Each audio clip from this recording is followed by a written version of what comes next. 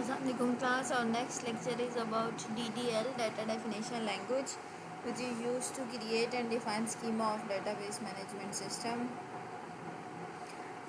Okay, part of SQL language DDL जो है वो हम पहले नहीं पढ़ चुके। डीएमएल जो है वो सारे जितने भी ऑपरेशंस अभी हमने पढ़े हैं वो सारे के सारे कवर हो गए डीएमएल में।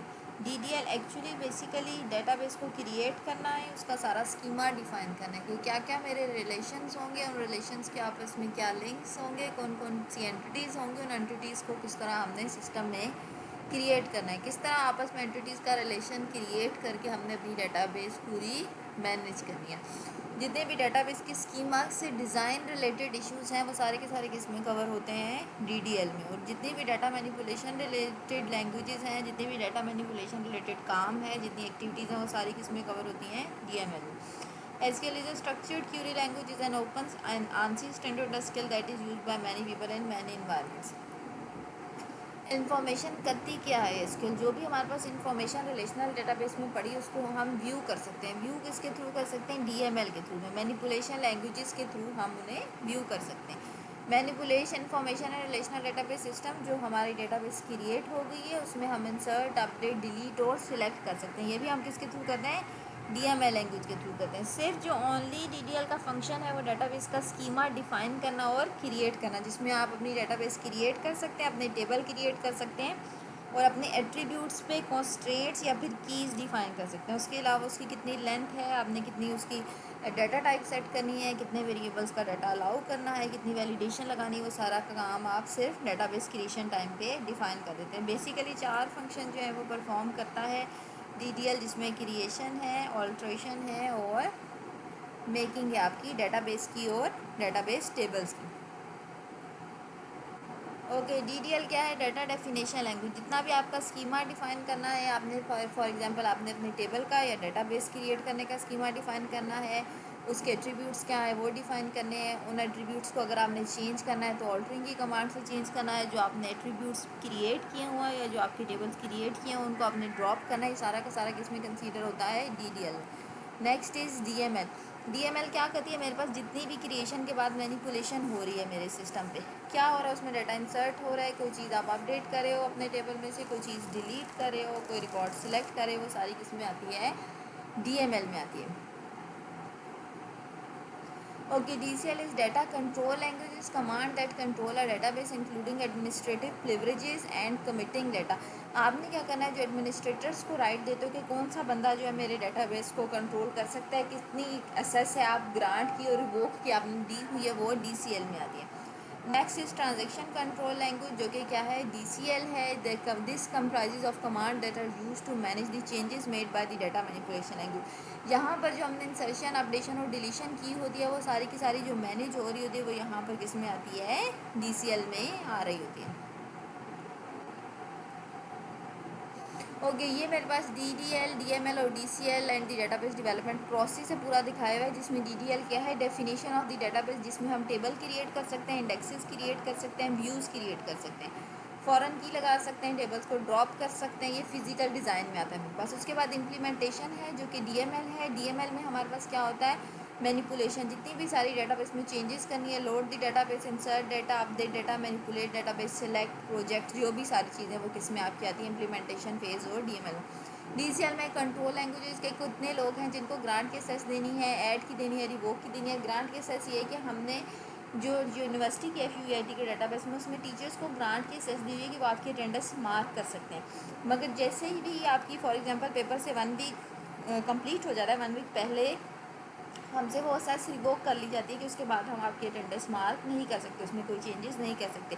ये डेटाबेस मैनेजर जो है उसने हमें ग्रांट और रिवोक की सेस प्रोवाइड की हुई है, उस पर डिपेंड करता है वो किस यूज़र को कौन सी ग्रांट की रिवोक प्रोवाइड करे, या ग्रांट की कमांड प्रोवाइड करे, या कंट्रोल प्रोवाइड करे, या रिवोक का कंट्रोल प्रोवाइड करे। आपकी डेटाबेस की ऑर्गेनाइजेशन की नीड के अकॉर्डिंग ये सारी चीज़ें डिपेंडेंट है। टेबल्स क्या होते हैं? Tables from the foundation of the database structures. Actual relational database structure का जो बेसिक स्ट्रक्चर है वो किस पे? टेबल पे, जिसमें मेरे पास क्या है? रोज और कॉलम है। प्राइमरी फंक्शन क्या होता है इन टेबल्स का? कि इनमें हमने अपना डाटा स्टोर करके रखना होता है। Made up of intersections of rows and column, उसमें क्या होती है? रोज और कॉलम होती है। Data in the table is easy to sort, filter, calculated, manipulate. क्यों हम टेबल में रखते हैं? क्योंकि उस पर मैनिपुलेशन करना आसान है, उसको सॉर्ट करना आसान है, उसे रिकॉर्ड फिल्टर करना आसान है, कैलकुलेट करना आसान है। Designing table before creating the table, हमें टेबल के एट्रीब्यूट्स पता होना चाहिए, उनकी एट्रीब्यूट्स की डाटा टाइप और साइज़ पता होना चाहिए, और उसके एट्रीब्यूट पे क्या कॉन्स्टेंट लगेगी वो पता होना चाहिए। फॉर एग्जांपल स्टूडेंट का टेबल बना रही हूँ तो हमें पता होना चाहिए क्या क्या स्टूडेंट के एट्रीब्यूट्स हो सकते हैं। उसके बाद क्या क्या हर एट्रीब्यूट की डाटा टाइप होगी। स्टूडेंट आईडी इंटीजर ही होगी, स्टूडेंट नेम वारचार ही होगा, वो क्या क्या डाटा टाइप और क्या क्या साइज़ होगा। स्टूडेंट आईडी ही मेरी प्राइमरी की होगी, कौन सी कॉन्स्टेंट आप लगाना चाहते हो वो सारी चीज़ें आपके पास पता होनी चाहिए। The characteristic describe the type of the data that the column will contain whether it is a character, number और data. Different software packages will have the different data types name for representing data. हर जो software है उसकी अपनी data type है, different data के लिए, data entry के लिए डिफरेंट डाटा टाइप्स हमारे पास बिल्ट इन डिफाइन की हुई हैं। फॉर एग्जांपल एक ऑर्डर का टेबल बनाया हुआ है जिसमें सीरियल नंबर दिया हुआ है, आइटम का कोड दिया हुआ है, ऑर्डर नंबर दिया हुआ है, ऑर्डर डेट और प्रोडक्ट की क्वांटिटी हमें एक्सप्लेन की हुई है। अब ये जो टेक्स्ट डाटा टाइप उसने लगी हुई है, ये आइटम कोड की उसने डाटा टाइप टेक्स्ट रखी हुई है। आप इसको बार चार भी रख सकते हैं क्योंकि देखिए इसमें सिंबल्स के साइन है और इसमें नंबर्स भी है। ये डिफरेंट जो डेवलपर्स हैं उनके पास डिफरेंट डाटा टाइप्स उन्होंने डिफाइन की हुई है। इसी तरह ऑर्डर नंबर भी इसने टेक्स्ट रखा है, ऑर्डर डेट भी टेक्स्ट रखी है, और सिर्फ प्रोडक्ट क्वांटिटी जो है वो नंबर डाटा टाइप की रखी है। आप जो एसक्यूएल में रखेंगे वो आइटम कोड, ऑर्डर नंबर और ऑर्डर डेट जो है ये डेट एंड टाइम रख देंगे। ये ऑर्डर नंबर जो है ये आप वारचार रख देंगे या न्यूमेरिक रख देंगे। आइटम आईडी जो है ये वारचार रख देंगे और प्रोडक्ट क्वांटिटी आप न्यूमेरिक रख देंगे। ये आपकी मर्जी, आप कौन सी डाटा टाइप चूज़ करना चाहते हैं। Data types in MSSS and data types in SQL server 2008। कौन कौन सी डाटा टाइप एसक्यूएल सर्वर 2008 में, कौन कौन सी data type SQL server MSSS में, ये काइंडली आप टाइप से एक दफ़ा गो थ्रू कर लीजिएगा। Specify field size. अब जब आपने टाइप डिफाइन किया उसके बाद आपने फील्ड साइज बताने की कितना फील्ड साइज है मेरा। This is the process of identifying the maximum amount the data can be stored in the field, the length is describe not defined, most of the software package assign the default value. By default 30 value या 5 value या 6 value आपके हर data type के साथ आ रही होती है। अगर आप लेंथ नहीं डिफाइन करते तो सिस्टम बाय डिफॉल्ट जो भी लेंथ है वो आपके सिस्टम से उठा लेता है। The table name should be unique. जो भी आप टेबल क्रिएट करें उसका नाम एक यूनिक होना चाहिए। स्टूडेंट का टेबल एक दफ़ा क्रिएट हो गया तो दोबारा स्टूडेंट का टेबल क्रिएट नहीं होगा, उसका कोई और आपको नाम रखना पड़ेगा। Descriptive and meaningful to all the users in the organization. The name could clearly and accurately identified by the content of the table. आपने जो नाम रखना है, जो टेबल के अंदर कंटेंट है उसके गेस्ट रखें। ऐसा ना हो कि डाटा सारा टीचर्स का है और नाम आपने टेबल का स्टूडेंट दे दिया। जो आपने रिकॉर्ड एंटर किया उसके गेस्ट ही कोई स्पेसिफिक नाम आपने प्रोवाइड करना है। Do not use the word such as file, record and table which could get confuse with the system name and cause error layer. कभी भी टेबल के नाम ऐसे ना रखें जिसमें सिर्फ स्पेसिफिक कीवर्ड टेबल या फिर फाइल या रिकॉर्ड यूज़ हो रहा हो जो कि बिल्ट इन अंदर डाटा पड़ा हुआ एसक्यूएल के, उससे कन्फ्यूजन क्रिएट करें। Avoid using abbreviation and A syndrome. आप क्या करो कि एब्रीवेशन फॉर एग्जांपल स्टूडेंट के लिए एसटीडी ना लिखो, स्टूडेंट के टेबल के लिए पूरा स्टूडेंट नाम ही लिखो स्टूडेंट टेबल। टीचर के लिए TCHR ना लिखें, पूरा टीचर के टेबल का नाम लिखें। अवॉइड करें इस चीज़ों को। Features of the table, it represent a single object. एक एंटिटी के रिलेटेड सारी इन्फॉर्मेशन देगा। ईच वन दी टेबल यूनिक। हर रिकॉर्ड जो है वो दूसरे रिकॉर्ड से डिफरेंट होना चाहिए। उसमें कैलकुलेटेड फील्ड्स ना पड़ी हो, मतलब कि आपकी डेट ऑफ बर्थ जो है वो पड़ी हो, आपकी एज ना पड़ी हो क्योंकि एज एक कैलकुलेटेड फील्ड है। डुप्लीकेट फील्ड्स ना पड़ी हो। फॉर एग्जांपल डुप्लीकेट आपके पास रिकॉर्ड अली का 1 रिकॉर्ड भी अली का पड़ा हुआ है, 2 पे भी आपने अली का रिकॉर्ड रखा है, 2 तक आपने 1 प्राइमरी की पे वैल्यूज़ पे सिमिलर रिकॉर्ड टेबल के अंदर नहीं रखना। It contains only minimum amount of redundant data. Duplication of data जितनी कम हो सकती है उतनी आपकी टेबल में होनी चाहिए। मेनली जब नॉर्मलाइजेशन करेंगे तो वैसे ही डुप्लीकेशन हमारे सारे डाटाबेस और सारे टेबल्स के अंदर से रिमूव हो जाएगी। अदरवाइज़ फिर भी जो अगर आपने नॉर्मलाइज नहीं किया हुआ अपना डाटा तो फिर भी आप कोशिश ये करें कि आपके टेबल में डुप्लीकेट डाटा ना पड़ा। डिफरेंट डाटा टाइप्स बताई हुई है कि इसके एसक्यूएल सर्वर की भी और एमएसएसएस में। हम एसक्यूएल सर्वर यूज़ करेंगे तो हमने सिर्फ एसक्यूएल सर्वर की जितनी भी डाटा टाइप्स हैं उन पर फोकस करना है। पहले क्या बताई हुई, alpha numeric number, date for date के लिए हम डेट और टाइम का फॉर्मेट जो रखना चाहते हैं, पहले डेट, मंथ और ईयर जो भी आप डाटा टाइप रखना चाहें। नंबर डाटा टाइप के अंदर आपने जो डिजिट्स वाला डाटा एंटर करना है वो न्यूमेरिक डाटा टाइप एसक्यूएल में यूज़ होती है। ये एमएसएसएस की बताई हुई है जो कि नंबर यूज़ करता है। अल्फ़ा न्यूमेरिक में आप अल्फ़ाबेट्स भी ऐड कर सकते हैं और नंबर्स भी ऐड कर सकते हैं। जो भी आपकी चीज़ें नंबर्स में और अल्फ़ा न्यूमेरिक आप उसके लिए alpha numeric data type use कर लें या आप उसके लिए वारचार यूज़ कर लें। वेरिएबल्स भी और करेक्टर्स भी आप उसमें यूज़ कर सकते हैं। स्पेसिफाइंग फील्ड साइज, जो भी आपने डाटा टाइप यूज़ किए उसके अगेंस्ट बाय डिफ़ॉल्ट सिस्टम ने एक फील्ड साइज डिफाइन किया था। फॉर एग्जांपल इंटीजर के लिए उसने 15 लेंथ का बाय डिफ़ॉल्ट एसक्यूएल के अंदर फील्ड लेंथ डिफाइन। अगर आप अपनी इंटीजर डाटा टाइप के आगे फील्ड नहीं डिफाइन करेंगे तो सिस्टम जो है उसके अपनी मर्ज़ी से ही बाय डिफ़ॉल्ट उसको वो ही फील्ड लेंथ असाइन कर देगा।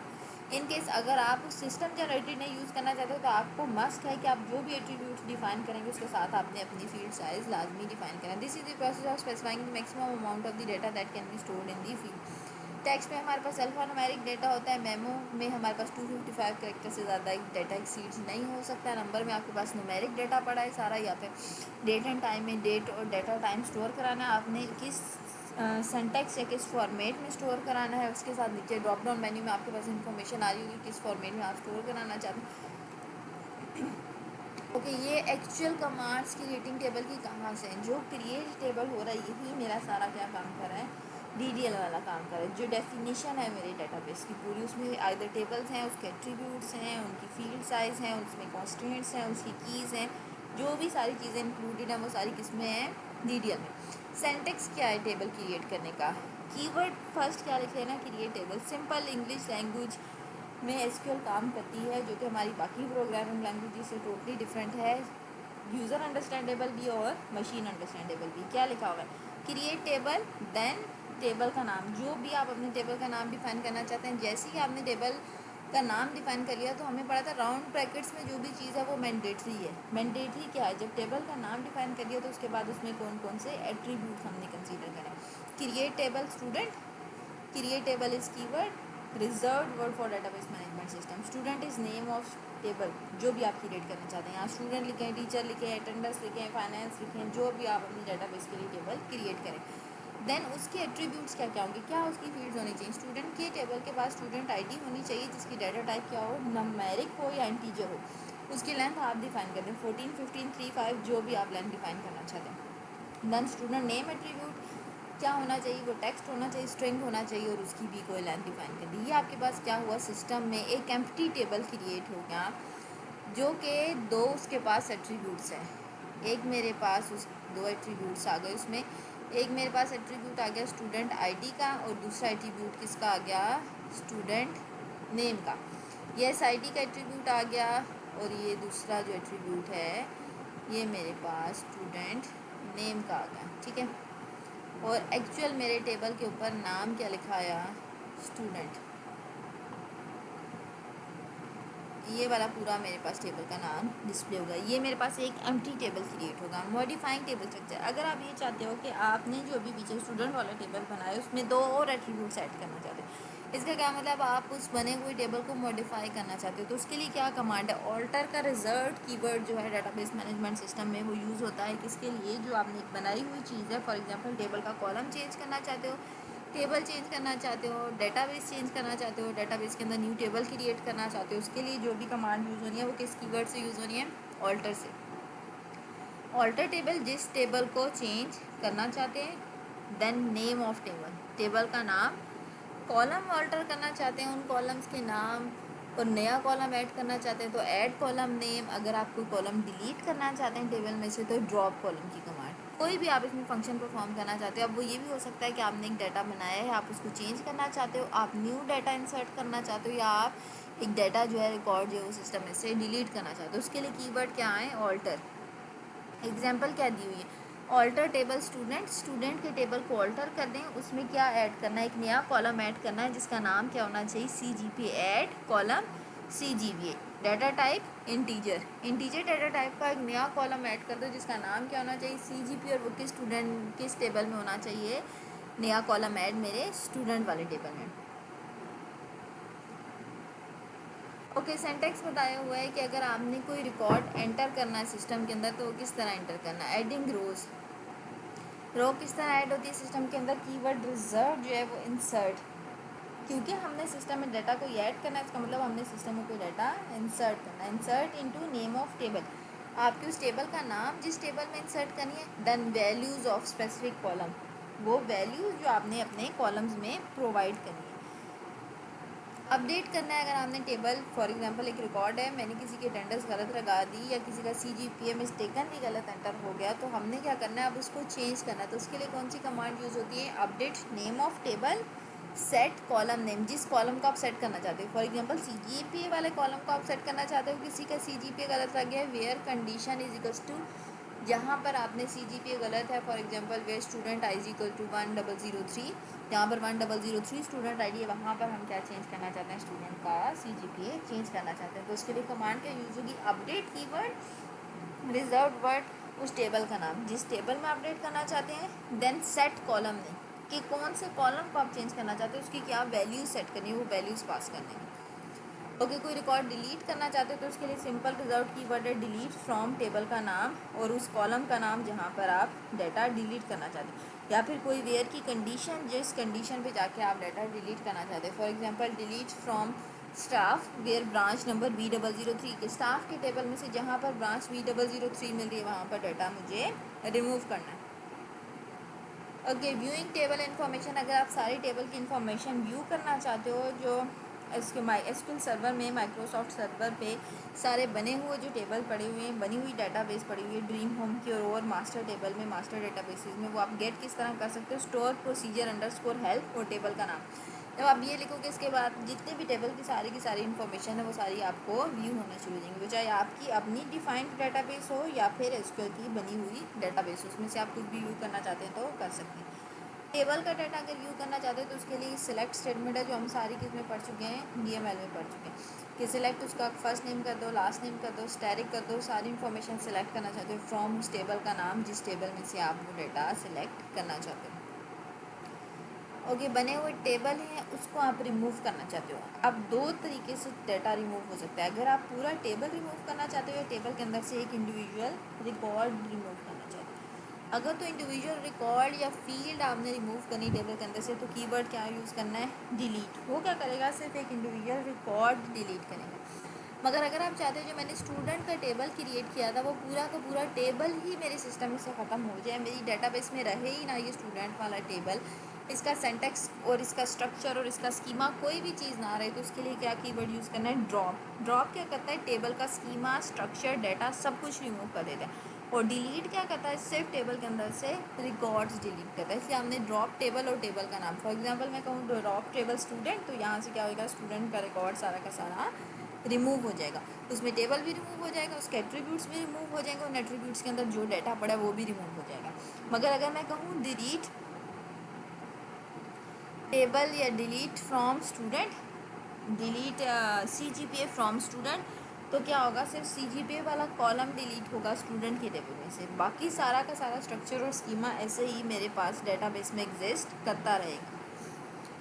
ओके, एग्जांपल दूँगी, ड्रॉप टेबल एयरलाइंस मास्टर वाला टेबल रिमूव कर दें। हम यहाँ पर कोई भी आप टेबल का नाम लिख सकते हैं, जैसा मैंने एग्जांपल दिया, आप ड्रॉप टेबल स्टूडेंट लिख दो तो हमारी डाटाबेस में जो हमने पहले स्टूडेंट वाले टेबल क्रिएट किए हैं वो सारे स्टूडेंट के टेबल रिमूव हो जाएंगे। ओके, ऑल्टर टेबल, टेबल का नाम, ऑल्टर कॉलम, ये जिस तरह मैंने अभी बताया कि कुछ किसी भी टेबल के अंदर आप कोई कॉलम चेंज करना चाहते हो, उसमें कोई नया कॉलम ऐड करना चाहते हो, एक बने हुए कॉलम को ड्रॉप करना चाहते हो, उसकी एग्जांपल दी हुई है alter table student add address, कि स्टूडेंट वाले टेबल में एक नया कॉलम ऐड कर दें, उसका नाम क्या होना चाहिए, एड्रेस, उसकी डाटा टाइप क्या होनी चाहिए, टेक्स्ट, और उसकी लेंथ कितनी होनी चाहिए, 20। स्टूडेंट के टेबल में अब मेरे पास जो पहले टेबल था उसमें ID, नेम और हमने CGPA वाला कॉलम ऐड किया था। अब फोर्थ कॉलम जो हमारा ऐड हो गया उसमें क्या लिखा गया, एड्रेस, और उसमें कौन सा डाटा आएगा, टेक्स्ट डाटा आएगा सारा, और उसकी लेंथ क्या होगी, 20 कैरेक्टर से ज़्यादा कोई भी अपना एड्रेस उसमें ऐड नहीं कर सकता। Okay, now next is constant. Constant actually है क्या, property that can be placed on the column और set of column in the table and falls limitation on the data entered in a particular column. कोई भी conditions आप लगा रहे हो अपने किसी भी कॉलम पे, वो मेरे पास क्या है, सिस्टम की डिफाइंड कॉन्स्टेंट है। फॉर एग्जांपल मैंने ये कॉन्स्टेंट लगा दी कि स्टूडेंट की ID वाला जो एट्रीब्यूट है वो ही एट्रीब्यूट हर स्टूडेंट को यूनिकली आइडेंटिफाई करेगा। तो ये कौन सी कॉन्स्टेंट लग गई, स्टूडेंट ID वाले कॉलम पे प्राइमरी की कॉन्स्टेंट लग गई कि स्टूडेंट ID वाला एट्रीब्यूट हमेशा जब भी स्टूडेंट का टेबल क्रिएट होगा, इसमें से डाटा फैच होगा, तो ये स्टूडेंट ID वाला एट्रीब्यूट मुझे हर एक का रिकॉर्ड जो है वो यूनिकली आइडेंटिफाई करेगा। ये क्या है, कांस्टेंट है मेरे पास, प्राइमरी की कांस्टेंट है। नेक्स्ट मैं ये कांस्टेंट लगा दूँ कि जो स्टूडेंट एड्रेस वाला एट्रीब्यूट है उसमें कोई भी नल वैल्यू एंटर नहीं कर सकता। तो ये कौन सी कांस्टेंट लगी, नॉट नल कांस्टेंट लगी, कि कोई भी जो मेरे पास एड्रेस वाला एट्रीब्यूट है वो एम्प्टी डाटा नहीं शो करेगा, या फिर ईमेल वाला जो एड्रेस है, ईमेल वाला एट्रीब्यूट है, वो कोई भी एम्प्टी वैल्यू शो नहीं करेगा। एक्चुअली कॉन्स्टेंट्स क्या होगी, मेरे पास लिमिटेशंस होगी, कोई कंडीशंस होगी जो मैंने अपने एट्रीब्यूट्स पे लगानी है। डिफ़ाइन कब होती है कॉन्स्टेंट, जब आप डेटाबेस डिफ़ाइन करे हो कि मैंने ये डेटाबेस बनाई है, इसके अंदर ये टेबल बनाए हैं, फॉर एग्जांपल KFUIT की क्रिएट किए डेटाबेस, और उसके अंदर टीचर्स, स्टूडेंट्स और कोर्सेज के 3 मैंने टेबल्स क्रिएट करे। जब ये 3 टेबल क्रिएट हो रहे हैं उसी टाइम पे कॉन्स्टेंट्स डिफाइन हो जाएंगी कि जो स्टूडेंट का टेबल है उसमें जो प्राइमरी की कॉन्स्टेंट है वो किस कॉलम पे लगेगी, स्टूडेंट ID वाले कॉलम पे लगेगी। जो टीचर वाला टेबल है उसमें टीचर्स को यूनिकली आइडेंटिफाई करने के लिए जो प्राइमरी की कॉन्स्टेंट लगेगी वो किस टेबल पे लगेगी, एट्रीब्यूट पे, टीचर ID। कोर्सेज़ वाला जो टेबल है, कोर्सेज़ को आइडेंटिफाई करने के लिए, डिपार्टमेंट्स को आइडेंटिफाई करने के लिए किस कॉलम पे जो है मेरी प्राइमरी की कॉन्स्टेंट लगेगी, कोर्स ID वाले टेबल पे। ओके, इन्फोर्सिंग कॉन्स्टेंट्स अब किस किस्म की हैं, constants are limitation placed on incoming data, can be of range, कि इतनी लिमिट से लेके इतनी लिमिट तक, 0 से लेके 99 कैरेक्टर के अलावा आप न्यूमेरिक नंबर्स के अलावा न्यूमेरिक डाटा एंटर नहीं कर सकते, ये रेंज डिफाइन की।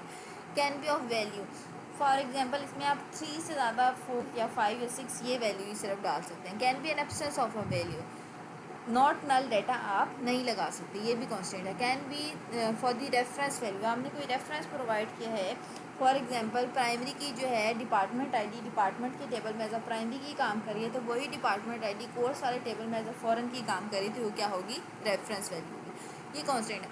मल्टीपल कॉन्स्टेंट्स क्या है मेरे पास, प्राइमरी की है, फॉरेन की है, चेक है, नॉट नल है और डिफ़ॉल्ट है, ये मेरे पास कॉन्स्टेंट है। इसके अलावा भी और काफ़ी सारी कॉन्स्टेंट्स हैं, वो हम लैब में भी कवर कर लेंगे। ओके, प्राइमरी की कॉन्स्टेंट क्या करती है, कॉलम और set of column that identifies each table row uniquely. Syntax क्या लिखने का, क्रिएट टेबल, टेबल का नाम जो भी आपका कॉलम है, फॉर एग्जांपल स्टूडेंट ID, यहाँ पर मैं लिखूँ create table student, column definition student ID, constant, name of constant. अब यहाँ पर आपकी मर्जी, आप कॉन्स्टेंट का नाम लिखो या ना लिखो। आपने फॉर एग्जांपल लिख दिया STDP के, कि स्टूडेंट ID को मैं प्राइमरी की कॉन्स्टेंट बनाना चाहती हूँ, और आगे कीवर्ड क्या लिख दिया, प्राइमरी की। एग्जाम्पल क्या लिखी हुई, create table reservation copy. Example मैंने क्या दिया, आप लिखो क्रिएट टेबल स्टूडेंट, स्टूडेंट का टेबल क्रिएट हो गया। इसने PNR नंबर इसका एट्रीब्यूट लिखा, आप यहाँ लिख दो स्टूडेंट ID, एट्रीब्यूट होगा स्टूडेंट ID, उसकी डाटा टाइप क्या हो गई, नंबर डाटा टाइप हो गई। कॉन्स्ट्रेंट का कीवर्ड लगाना है, ये नाम ऑप्शनल है, आप ये लिखो या ना लिखो, ये ऑप्शनल है, ये यहाँ पर ऑप्शनल है। कॉन्स्टेंट प्राइमरी की, अब क्या हुआ, स्टूडेंट का टेबल क्रिएट हुआ जिसमें स्टूडेंट ID जो है वो मेरे पास एज आ प्राइमरी की बन गई। इसने क्या किया, रिजर्वेशन कॉपी का टेबल बनाया, और रिजर्वेशन कॉपी में रिजर्वेशन नंबर जो है उसको प्राइमरी की बना दिया। There is no absolute rule to which candidate key is best, Fabian Pascal in his book SQL and Relational Basic note the decision should be based upon the principle of minimal stability and simplicity। बस बच्चे ये आपका आज का lecture है constants वाला। Next lecture में मैं डिफाइन करूँगी कि बेसिकली एक्चुअली कॉन्स्टेंट्स हम अप्लाई कैसे करते हैं, और लैब में हम इसका प्रॉपर पूरा ट्यूटोरियल कर लेंगे, जिसकी वजह से हमें ईजिली समझ आ जाएगी कि कॉन्स्टेंट्स कर क्या रही हैं और उनकी प्रॉपर वर्किंग क्या है।